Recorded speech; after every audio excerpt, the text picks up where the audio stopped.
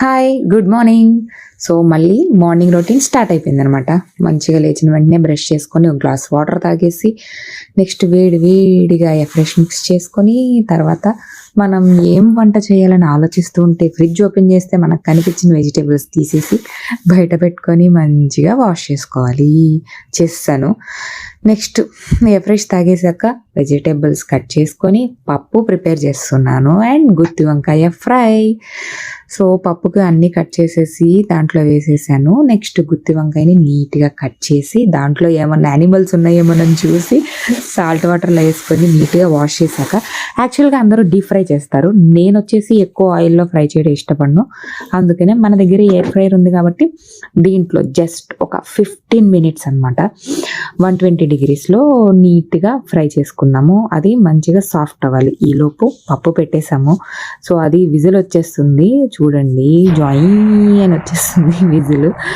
So ఇలాగా మనకి 3 whistles వచ్చేసిన తర్వాత నీట్గా నెక్స్ట్ బాయిల్డ్ ఎగ్ అండి, ఒక 10 minutes హై ఫ్లేమ్లో చూడండి, మంచిగా కొత్తలాడుతా అంటారు. ఆ టైంలో పప్పు వచ్చేసింది, ఓపెన్ చేసాను. నీట్గా గట్టిగా కాకుండా పప్పు అనేది ఇలా లైట్గా ఉంటే చాలా బాగుంటుంది టేస్టీగా. నెక్స్ట్ నేను బ్లింకిట్లో వెజిటేబుల్స్ పెడుతుంటే ఇది కనిపించింది, సర్లే పప్పులోకి మంచి కాంబినేషన్ అని చెప్పేసి పెట్టేశాను.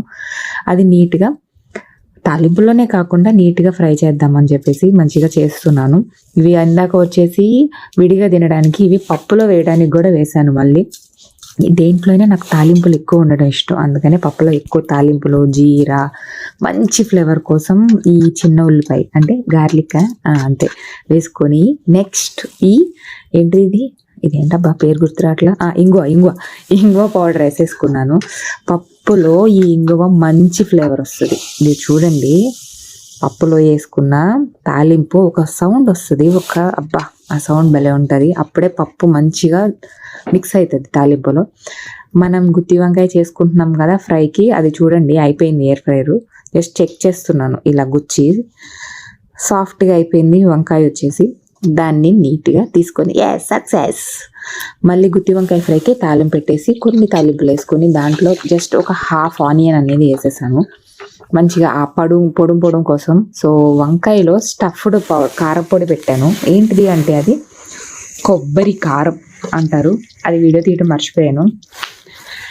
ఇలా స్టఫ్ చేసుకున్న వంకాయలు అన్నిటినీ ఇలా క్యూలో 1 by 1 నీట్గా మనం పట్టిన తాలింపులో పెట్టేసుకుని జస్ట్ ఒక 2 minutes అనమాట. అలా ఫ్రై చేశాక మంచిగా కారపొడిని, కొబ్బరి కారం వేసాను నేనైతే. ఇలా వేసేసుకొని రెడీ అయిపోయి అంత వంట చేశాక ఇంత పని ఉంటుంది తర్వాత అనమాట. రైస్ కుక్కర్ పెట్టా, రైస్ వచ్చేస్తుంది. ఈలోపు బ్రేక్ఫాస్ట్కి రెడీ చేసుకుంటున్నాను. హెల్దీ బ్రేక్ఫాస్ట్ ఏంటో చెప్పుకోండి. రెడీ నా డైలీ బ్రేక్ఫాస్ట్ అనమాట. అన్నీ అయిపోయినాయి, లంచ్ బాక్స్ రెడీ, అన్నీ చక్కగా నీట్గా సర్దేసా బాక్సుల్లో. సో లంచ్ బ్యాగ్లో పెట్టేసుకొని బ్యాగ్ రెడీ. ఇంకేముంది, స్నానం చేసేసి మంచిగా ఫ్రెష్, ఏది ఉన్నా లేకపోయినా లిబమ్ అనేది ఉండాలన్నమాట మనకి. టాటా బై బై, వెళ్ళిపోతున్నాను ఆఫీస్కి. మళ్ళీ నెక్స్ట్ వీడియో కలుద్దాం. నచ్చితే లైక్ చేయండి, షేర్ చేయండి, అలాగే నా ఛానల్ని సబ్స్క్రైబ్ చేసుకోండి. Bye friends.